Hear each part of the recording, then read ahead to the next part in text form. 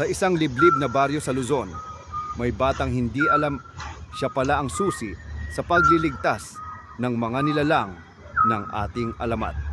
Si Marco ay naglilinis ng lumang kwarto sa bahay ng kanyang lolo.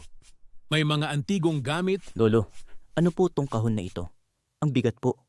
Iyan ay alaala ng nakaraan. Buksan mo, Apo. Ang ganda naman nito. Parang may buhay. Ipinikit ni Marco ang kanyang mata at sa pagdilat niya, nasa makapal na kagubatan siya sa panahon ng Kastila. Ano to? Nasaan na si Lolo? Nakakita si Marco ng isang batang diwata, nakaupo sa batuhan sa tabi ng ilog at umiiyak. Wala na siya. Kinuha siya ng anino. Sino ang kinuha? Anong anino? Ang aking kapatid. Tinutugis kami ng puwersang gustong burahin ang lahat ng alamat. Sa di kalayuan, isang anino ang lihim na nakamasid sa kanila.